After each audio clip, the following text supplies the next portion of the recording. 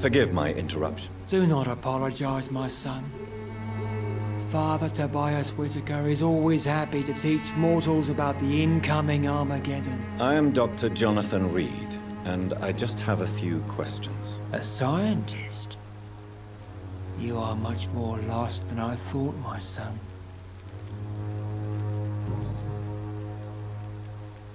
What do you mean when you say that I am more lost than you thought? All scientists are entangled in a world of causes and consequences. And most of them can't see the plain truth. Quite a judgmental opinion, if you ask me. But what do I know? Blinded by science as I am. But you are seeking answers, aren't you? Answers about the Armageddon about to strike the city. Answers about the hidden truth. Well, I suppose I can spare a few minutes listening to your so-called truth. As a doctor, you must be aware of the decimating epidemic. But let me tell you that this so-called Spanish flu is just the beginning of the end. What do you mean? The beast is finally revealing itself, corrupting the flesh and the heart of men. With my own eyes I have seen them, those minions from the abyss. Really? And what would be your answer to this biblical threat? We must fight the disease before this legion outnumbers us. But not with scalpels and microscopes. No. What is left then? Cleansing fire.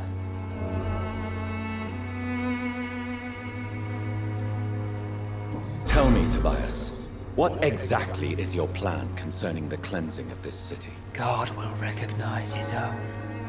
More than once this city has risen from the ashes, hardened and purified by the flames.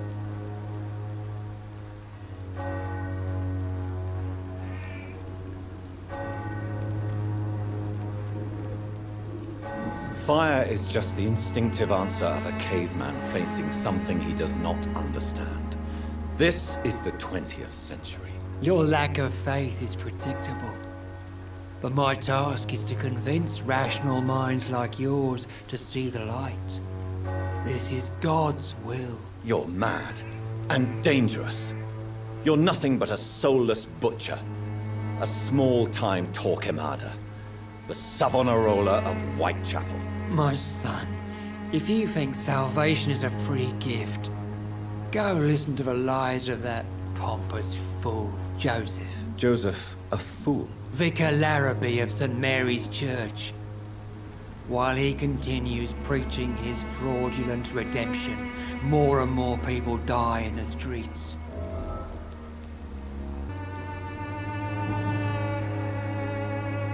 Have you any friends?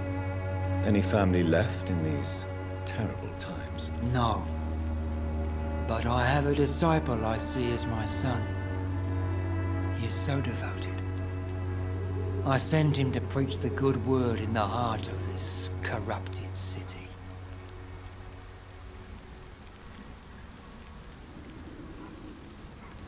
Where did you send him? I sent Samuel to the Stonebridge Cemetery, where the pestilence and evil grows night after night. You sent him on some preaching crusade during the epidemic. As a true believer, Samuel will fear no evil while he walks through the valley of the shadow of death.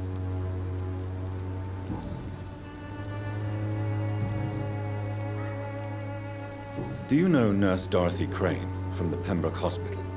I'd like to know more about her. I don't like the liberal ideas of nurses, but I especially abhor that Nurse Crane you mentioned.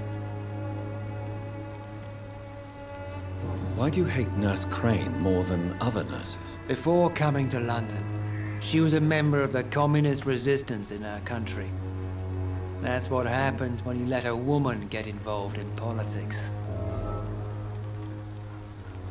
So you're not exactly a fan of Florence Nightingale's work. But nurses are essential for modern healthcare. Nuns should be the only women allowed to take care of male patients. It's obvious only they have the necessary moral fiber. I have heard enough for tonight. Goodbye. Good evening, Mr. Whitaker. It's Father Whitaker, my son. So, are you still lost in your rational delusions? Don't you fear getting sick yourself? I've been touched by God's grace. I am perfectly healthy.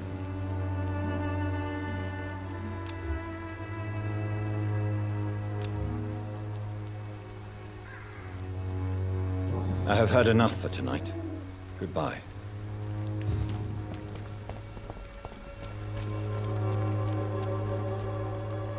Excuse me, sir. Are you familiar with this part of town?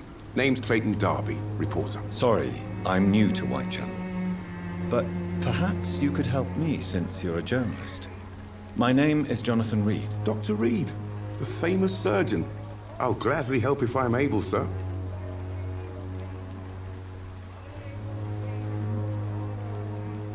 I heard you're investigating an underground medical dispensary in Whitechapel. What do you know about it? Not much, I'm afraid. They are wary of strangers, and I'm not really an acquaintance of theirs. Why do you care?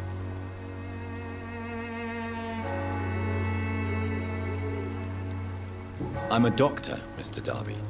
I care about everything involving public health and this epidemic. Are you sure you're not just concerned about the repercussions that a scandal involving a certain Nurse Crane from the Pembroke Hospital would bring? Without a doubt, you are a damn fine journalist, Mr. Darby. What do you know of her accomplice, a man named Darius? I don't know much about the man. He's very cautious, never goes out, doesn't seem to have any friends or family. He never goes out? No. A few days ago, he unexpectedly did. I followed him, but it was just a ruse to keep me away from his house. Really? How do you know? He went to the nearest mailbox, but just before posting his letter, he ripped it up and threw it away. He has no relatives at all? No. Except for that strange man, a poet named Richard Nithercott, who sometimes comes by. Darius would never let him in. Where can I find this Mr. Nithercott? He spends most of his time lurking around Whitechapel, talking to himself or declaring verses. These days, you can usually find him behind the church.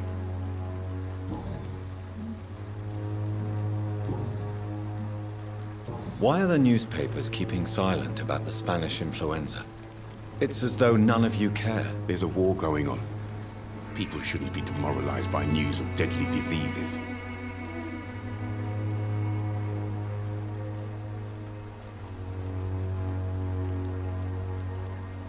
If no one stops it, this epidemic could turn into a scourge. It may kill more people than the war itself. Yes, this is another kind of war, but just as deadly. History will judge us all for what we did and what we did not. Do you need assistance? That would be nice of you, Doctor. Who knows what I may have caught during my investigation. I will see you later.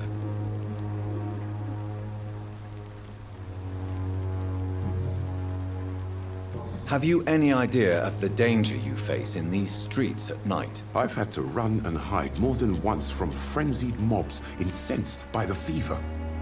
Do you think the flu is really responsible for this, Doctor?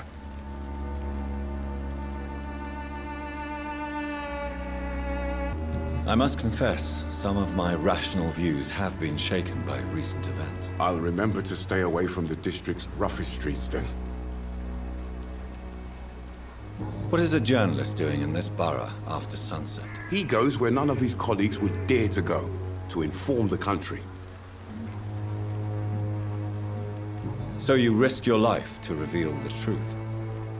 I saw many reporters do the same during the war. Whitechapel is the crucible of so many untold stories and tragedies. I want people to know them. That's quite honorable of you. But is the public interested? Not at all, sir.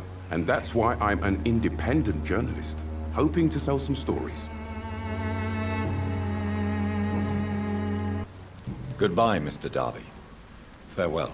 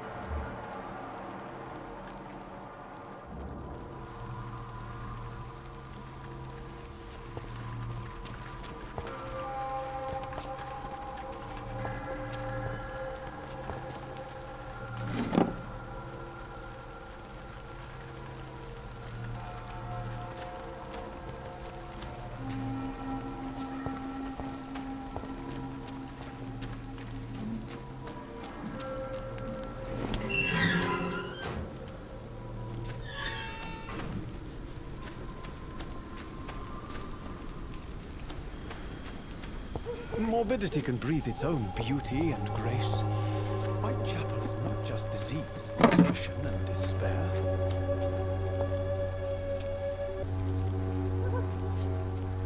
Good evening, sir. I'm Dr. Reed. I would like to ask you a few questions. Please be my guest. Although I may not be the best informant regarding this part of town, my words speak about that which the eyes cannot see. Really? Are you an artist of some kind? I'm a poet, sir. Richard Nethercott, at your service.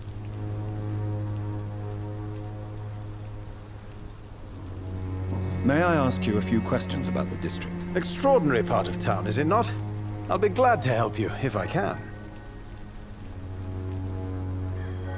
I'm looking for Dorothy Crane, a nurse who lives in this vicinity. Dorothy Crane. Oh, I love the name. The Crane of Whitechapel. Sounds very mysterious. But, sorry, no, never heard of her. What can you tell me about an old man called Darius? Darius Petrescu?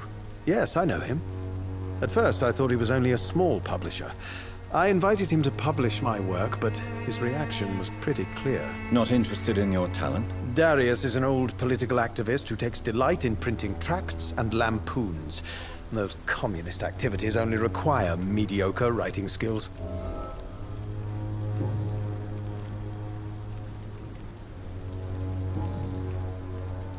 May I ask what you're doing at this hour of night, sir?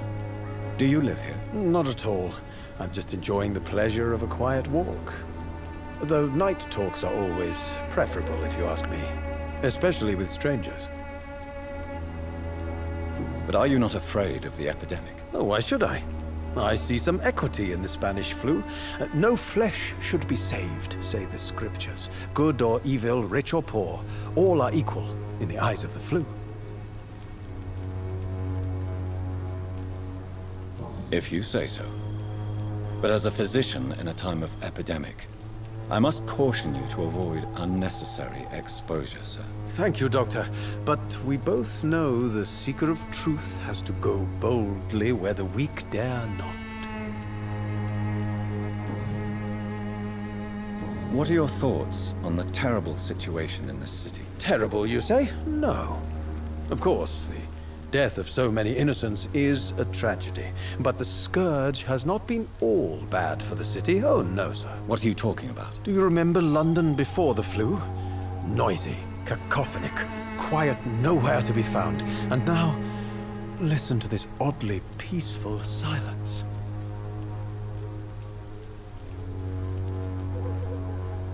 Yes. The enjoyable silence of the grave. You have a unique perspective on the situation, I must admit. Most people fail to understand my perspective. I don't blame them. But how could I call myself a poet if I veiled my feelings?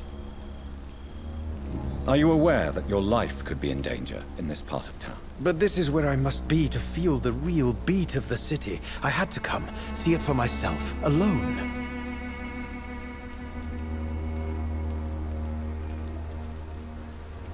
I understand your need for solitude, but it's not safe around here. I don't care. I don't have many friends, Doctor, and my family despises me. Do you need medical attention, sir? It may be wise to let you prescribe me something. I don't feel like I should. I will see you later.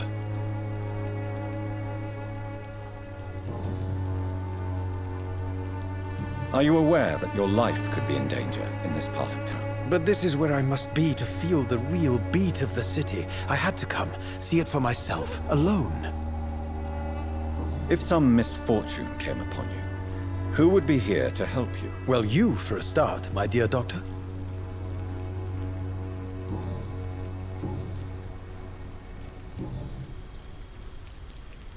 Tell me, Mr. Nethercott, why seek inspiration in Whitechapel?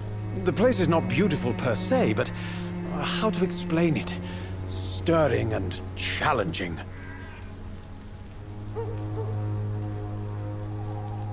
In what way, exactly? The struggle by gaslight, the barren smiles and the arid hunger under the rain. If you say so. Such vibrant antagonism and vivid paradox, the stripped humanity raged across each street. Vivid, of course, yes. And what about the poignant distress? Oh yes, the poignant distress. You see what I mean, don't you? That's what I want to write about, and that's what Whitechapel is made of. Do you not think it a little morbid? On the contrary, sir, Whitechapel is full of life, full of beauty. Just like my dear muse, the wonderful Camellia. What can you tell me about Camellia? Not much, and that's the beauty of it. She can't speak, you know. She's a locked mystery who exhales kindness and sweetness.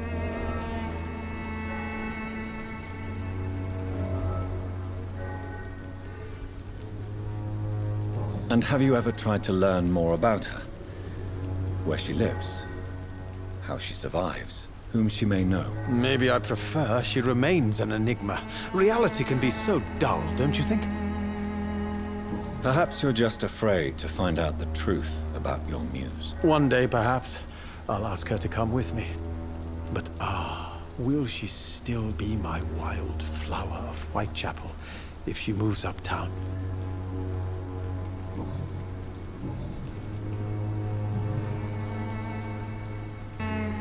I'll leave you alone, sir.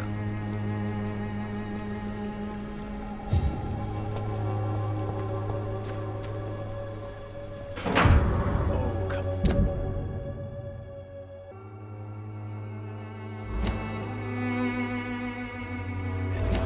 The silent flower of Whitechapel, an angel made flesh, I tell you. Good evening, Mr. Nethercott. And good evening to you too, my good sir. Can I be of any help? You don't really make a living from your scribblings, do you, Richard? No, sir, I don't. I work so hard. I put all my time, my energy, my devotion into the precise carving of words. Still, you don't seem to suffer from poverty. With thanks to my parents, actually. I'm afraid I would not be able to live on my own without their help. You seem embarrassed. Someday I hope to proudly offer my first publication to my parents. Until that day, I'll remain the failure of a son they have to support. I'll leave you alone, sir.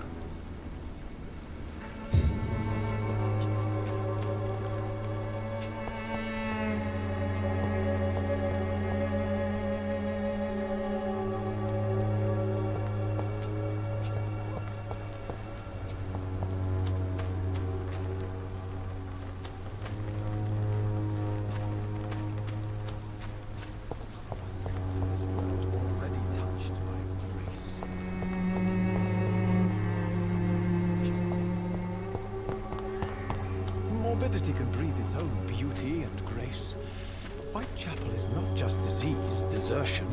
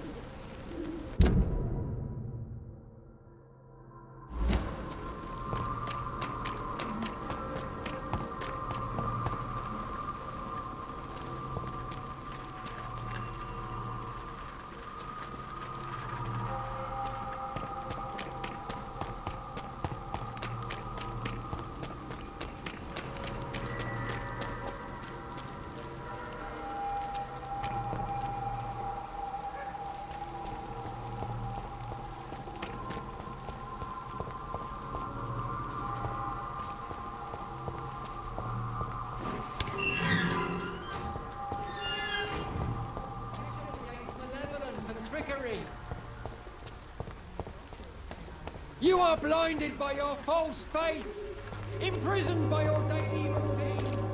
I'm cheap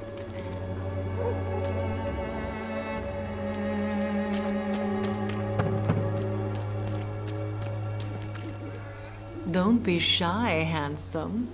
What can Christina do for you? I'm not looking for what you're selling. But I'd like to ask you a few questions, if I may. I'm a doctor. Dr. Reed. All right then, but be quick. Though I usually get paid when I open my mouth. Do you need any assistance, Miss Popper? It depends on the price of your medicine.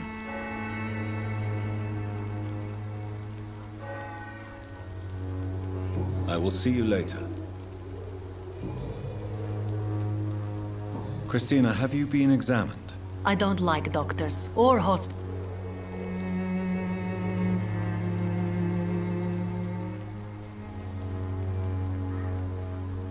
Considering your line of work, I assure you it is only a matter of time before you have health issues. If it is going to happen, it will happen. Right now, I need money. That's what's important. You can put your own life in danger, that's your decision. But what about your clients? If you're contaminated, you will put them in danger too. And you think that would worry me? If you knew the men I deal with, their health would not be what you'd worry about. Clayton Darby claims he will expose the crisis in Whitechapel to all of London. Do you believe him? I believe Clayton's courage will erode with time, until he finally leaves Whitechapel to start another fight somewhere else. Are you talking from experience? I've seen your type come here to get a good fuck in a cheap room or a dark alley before going back to their fancy houses in the West End.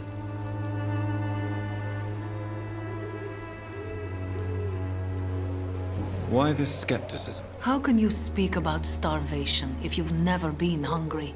Or about poverty? Or anything else you have never suffered from?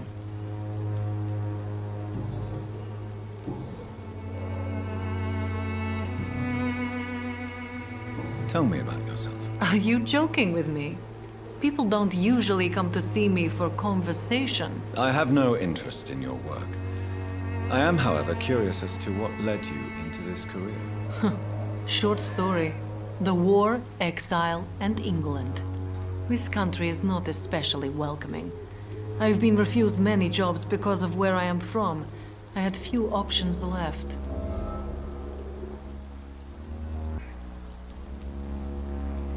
I always thought I was the master of my own fate.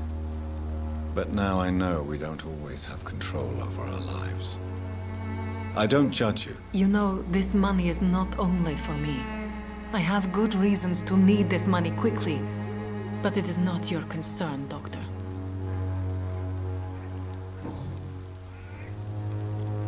Do you know Nurse Dorothy Crane from the Pembroke Hospital?